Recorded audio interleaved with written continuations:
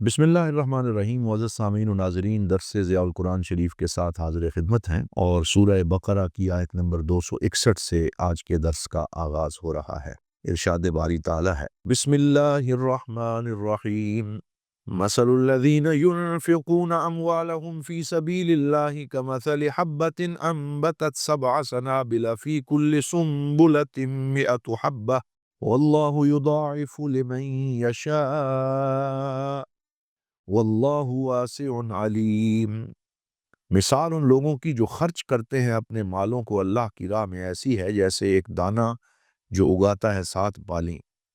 اور ہر بال میں 100 دانہ ہو۔ اللہ تعالیٰ اس سے بھی بڑھا دیتا ہے جس کے لیے چاہتا ہے، اور اللہ وسیع بخشش فرمانے والا ہے اور جاننے والا ہے۔ اس آیہ کریمہ کے الفاظ تو اللہ تعالیٰ کے راستے میں خرچ کرنے کی فضیلت کی مثال بیان کرتے ہیں، لیکن اس کے ضمن میں اللہ کی راہ میں خرچ کرنے کی ترغیب بھی دی جا رہی ہے۔ یعنی جب یہ یقین ہو کہ یہاں 1 درہم خرچ کرنے سے 700 درہم ملیں گے، تو کون سا عقل مند ایسا ہوگا جو بصد خوشی اپنا سارا سرمایہ اس سودے میں نہیں لگا دے گا۔ اللہ جو غنی و حمید ہے، اپنی راہ میں خرچ کرنے والوں کو وہ داتا یوں ہی دیا کرتا ہے، لیکن اللہ تعالیٰ کے خزانوں کو تقسیم فرمانے والے نبی اکرم صلی اللہ علیہ وسلم، جسے اپنے مالک کے بے پایاں خزانوں کا بھی علم ہے اور اس کی شان کریمی کو بھی جانتا ہے، جب یہ آیت نازل ہوئی تو عرض کیا، رب زد امتی، اے میرے پروردگار میری امت کو اس سے بھی زیادہ عطا فرما۔ تو جواب ملا، من ذا الذی یقرض اللہ قرضا حسنا فیضاعفہ لہ اضعافا کثیرہ، جو اللہ کو قرض دیتا ہے اللہ اسے کئی گنا زیادہ دیتا ہے۔ لب مصطفیٰ صلی اللہ علیہ وسلم کو پھر جنبش ہوئی اور عرض کیا، رب زد امتی، میرے کریم میری امت کو اس سے بھی زیادہ عطا فرما۔ تو جواب ملا، انما یوفی الصابرون اجرہم بغیر حساب، صبر کرنے والوں کو بے حد و بے حساب اجر دیا جائے گا۔ ان گنت حمد و ثنا اس مولا کریم کے لیے اور بے شمار درود و سلام اس کے محبوب کریم صلی اللہ علیہ وسلم پر۔ علامہ قرطبی اس آیت کے ضمن میں لکھتے ہیں کہ اس آیت سے معلوم ہوتا ہے کہ زراعت کا پیشہ تمام پیشوں سے اعلیٰ ہے اور روزی کمانے کے ذرائع میں سب سے باعزت ذریعہ ہے۔ اور حضرت عائشہ صدیقہ سے مروی ہے، قال رسول اللہ صلی اللہ علیہ وآلہ وسلم التمسوا الرزق فی خبایا الارض، کہ حضور نے فرمایا زمین کی تہوں سے اپنا رزق تلاش کرو،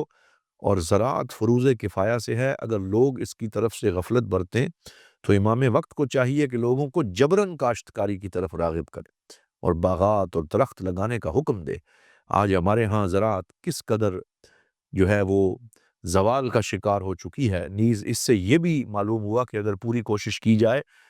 جتنا بیج ڈالا جائے 700 گنا تک فصل برداشت کیا جا سکتا ہے۔ دوسری قومیں اس میدان میں گوئے سبقت لیے جا رہی ہیں اور ہم اتنا کچھ کرنے سے بھی عاجز ہیں۔ خلیفہ معتدد نے خواب میں حضرت علی شیر خدا کرم اللہ وجہہ کی زیارت کی، اور حضرت نے اسے مسحات پکڑایا اور فرمایا، خذھا فانھا مفاتیح خزائن الارض، کہ اسے پکڑ لو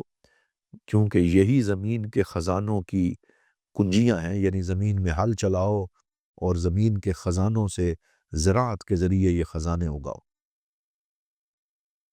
الذين ينفقون أموالهم في سبيل الله ثم لا يتبعون ما أنفقوا منا ولا أذى لهم أجرهم عند ربهم ولا خوف عليهم ولا هم يحزنون۔ اور جو لوگ خرچ کرتے ہیں اپنے مال اللہ کی راہ میں، پھر جو خرچ کیا اس کے پیچھے نہ احسان جتاتے ہیں نہ دکھ دیتے ہیں، انہی کے لیے ثواب ہے ان کا ان کے رب کے پاس، نہ کوئی خوف ہے ان پر، نہ وہ غمگین ہوں گے۔ یعنی خرچ بھی اللہ کے راستے میں ہو اور اس کے لیے ہو تب اجر کی توقع، اور اگر خرچ کے بعد احسان جتانا یا ستانا شروع کر دیا تو اللہ کے نزدیک اسے کوئی ثواب نہیں ملے گا۔ جنگ تبوک 1000 دینار حضرت عثمان رضی اللہ تعالیٰ عنہ لے کر حاضر ہوئے اور حضور صلی اللہ علیہ وسلم کی جھولی میں ڈال دیے۔ رحمت دو عالم صلی اللہ علیہ وسلم کے زبان پاک سے حضرت عثمان کے حق میں ایسی دعا نکلی جس پر حضرت عثمان جتنا ناز کریں بجا ہے، جتنا شکر کریں کم ہے۔ ما ضر عثمان ما عمل بعد اليوم اللہم لا تنس هذا اليوم لعثمان، اب عثمان جو کچھ کرتا رہے اس کو کوئی نقصان نہیں دے گا، اے اللہ عثمان کے آج کے دن کی قربانی کو کبھی فراموش نہ فرمانا۔ قول معروف ومغفرۃ خیر من صدقۃ یتبعها اذی واللہ غنی حلیم۔ اچھی بات کرنا اور غلطی معاف کر دینا بہتر ہے اس صدقہ سے جس کے پیچھے دکھ پہنچایا جائے، اور اللہ تعالیٰ بے نیاز ہے، بڑے حلم والا ہے۔ بعض کمظرف لوگ اگر چند کوڑیاں کسی نیک کام میں خرچ کر بیٹھتے ہیں تو پھر احسان جتلاتے ہیں، طرح طرح سے اذیت پہنچاتے ہیں۔ مسلمانوں کو ایسی کمینہ حرکت سے باز رہنے کی تلقین کی جا رہی ہے، اور انہیں بتایا جا رہا ہے کہ ایسے خرچ کرنے سے تو خندہ پیشانی سے بات کرنا اور کسی کی سخت کلامی وغیرہ سے درگزر کرنا بہت بہتر ہے۔ دین کا مقصد تو یہ ہے کہ تمہاری سیرت سنور جائے۔ اگر چند ٹکے دے کر تم میں نخوت پیدا ہو گئی تو اس طرح تو سیرت اور بگڑ گئی۔ قال صلی اللہ علیہ وآلہ وسلم الکلمۃ الطیبۃ صدقہ وان من المعروف ان تلقى اخاک بوجہ طلق۔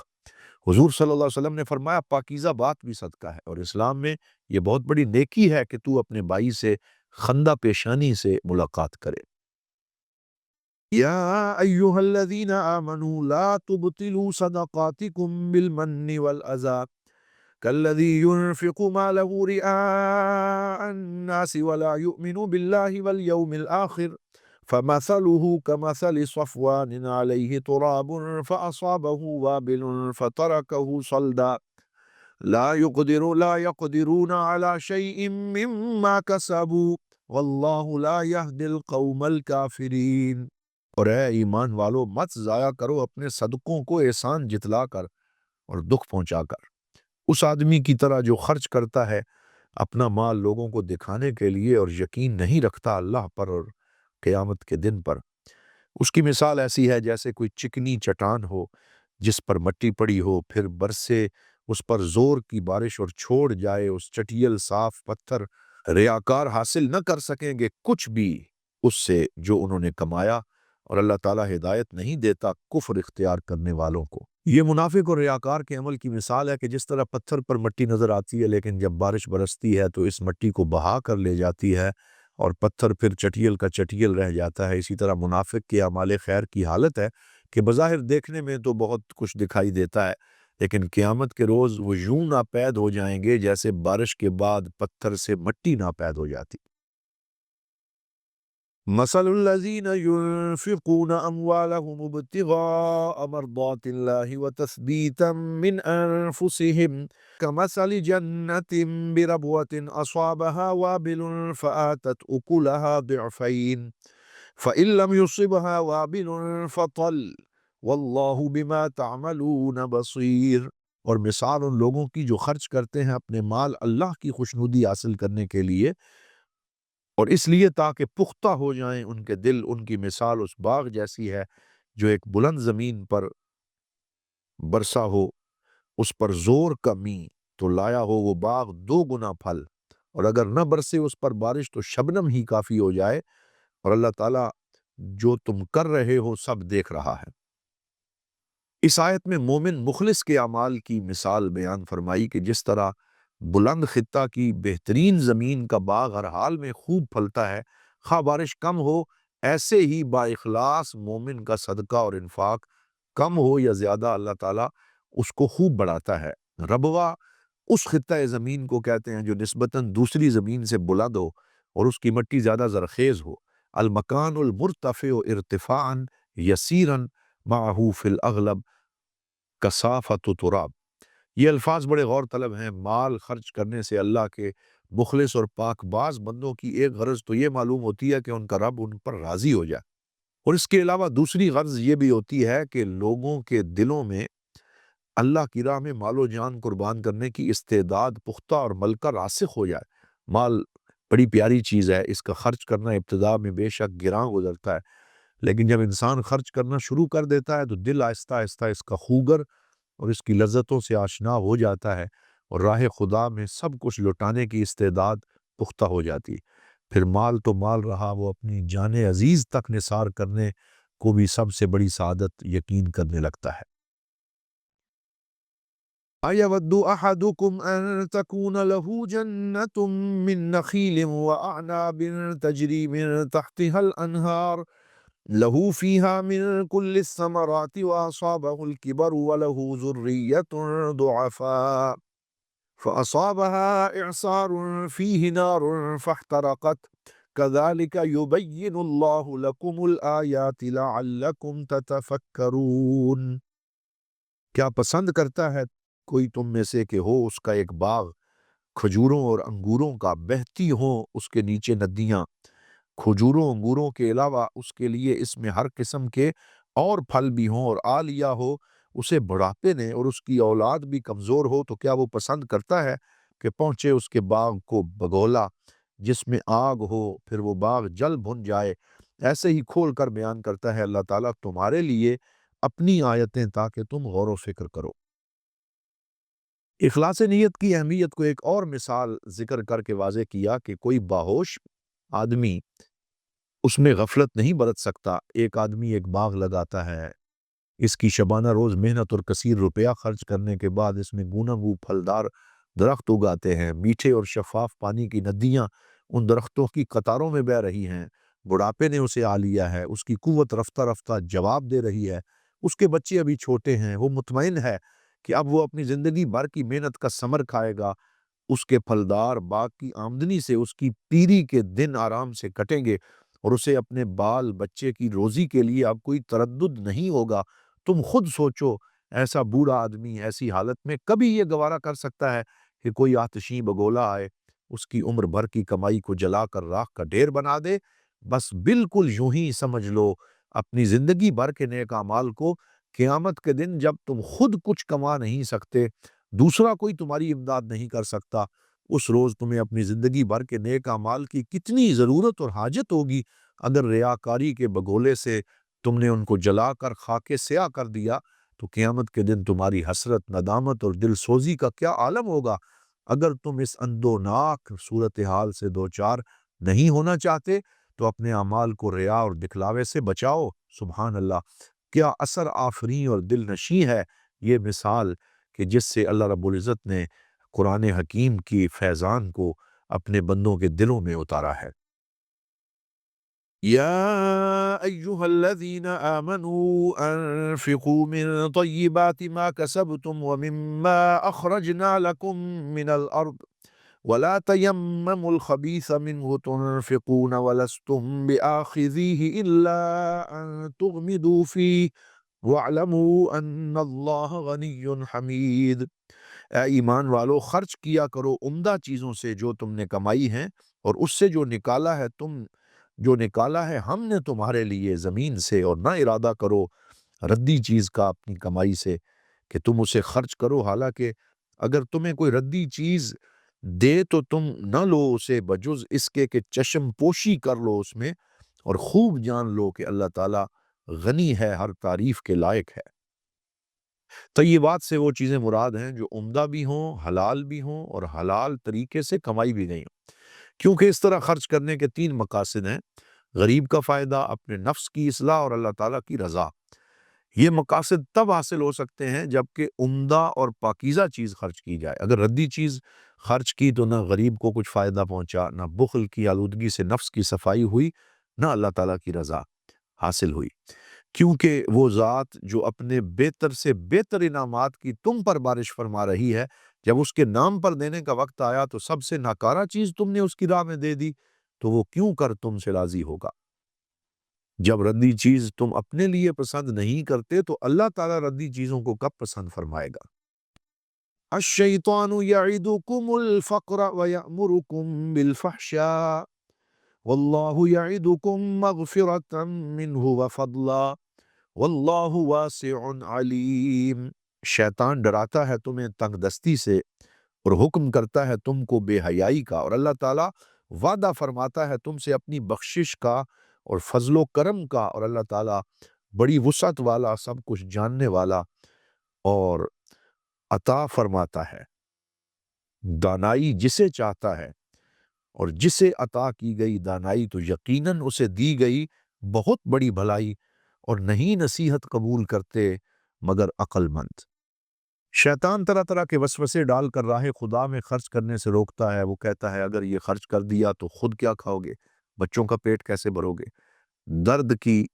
جو ہے وہ در در کی بھیک مانگنے کی ذلت تمہیں اٹھانی پڑے گی، بخل کو کفایت شیاری، دور اندیشی وغیرہ کے رنگین عنوانوں سے پیش کرتا ہے۔ یہ چیز غور طلب ہے کہ قرآن نے بخل کو فحشا کے لفظ سے تعبیر کیا، سخت بے حیائی، اور یہ ہے بھی حقیقت کہ اس سے بڑھ کر بے حیائی کی بات کیا ہو سکتی ہے کہ انسان خود عیش کر رہا ہو اور کسی غریب آدمی کی امداد کا اسے خیال بھی نہ آتا ہو۔ لیکن اللہ تعالیٰ تمہیں نیکی کے کاموں پر خرچ کرنے کی ترغیب دلاتا ہے کہ ایسا کرنے سے تمہارے گناہ معاف کر دیے جائیں گے، غریبوں اور تنگ دستوں کی امداد کرنے سے تم رزق اور نعمت کے دروازے جو ہے وہ تم پہ کھول دیے جائیں گے۔ یؤتی الحکمت من یشاء، حکمت سے مراد وہ علم صحیح ہے جو اتنا پختہ اور طاقتور ہو کہ وہ انسانی ارادہ کو حکمن عمل خیر کی طرف متوجہ کر دے، اور یہ اللہ تعالیٰ کا وہ احسان ہے جسے قرآن نے خیر کثیر فرمایا ہے،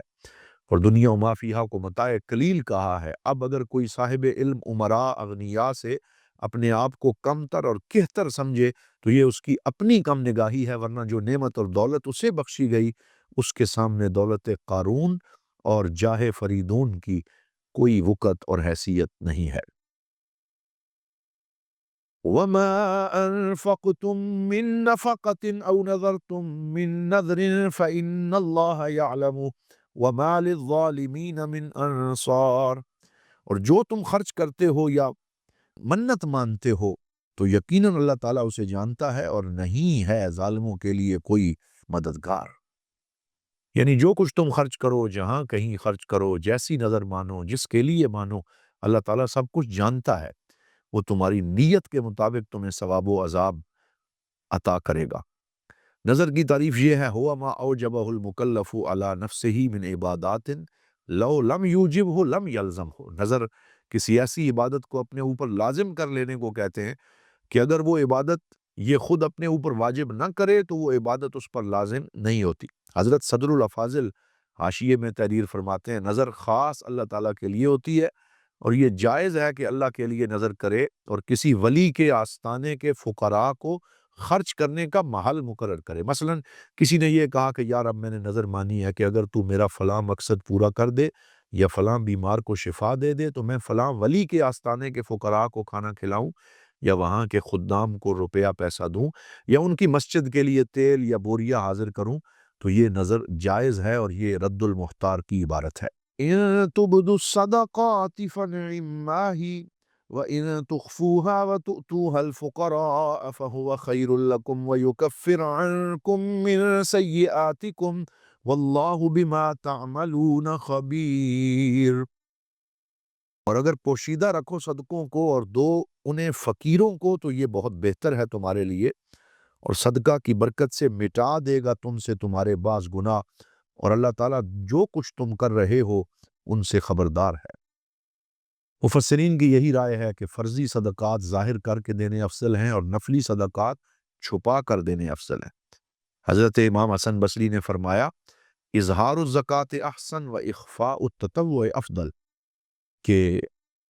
جو زکوٰۃ ہے اس کا اظہار ہونا چاہیے اور جو نفلی صدقہ ہے وہ چھپا کے کرنا چاہیے۔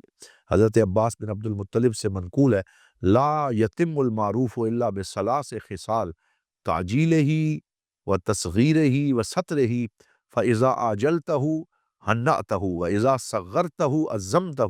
واذا سترتہ اتممتہ۔ نیکی تین خصلتوں اور خوبیوں کے بغیر مکمل نہیں ہوتی۔ نیکی کرنے میں جلدی کرے، اسے حقیر سمجھے اور اسے پوشیدہ رکھے۔ جب تم نے نیکی کرنے میں جلدی کی تو اسے خوشگوار بنایا، جب اسے حقیر سمجھا تو اس کی قدر کو بڑھایا، اور جب اسے پوشیدہ رکھا تو اسے مکمل کر دیا۔ حضرات محترم، یہاں پر آج کا درس قرآن اپنے اختتام کو پہنچا۔ آئندہ درس قرآن میں سورہ بقرہ کی آیت نمبر 272 سے ہم آغاز کریں گے۔ اس وقت تک کے لیے اجازت دیجیے۔ السلام علیکم ورحمۃ اللہ وبرکاتہ۔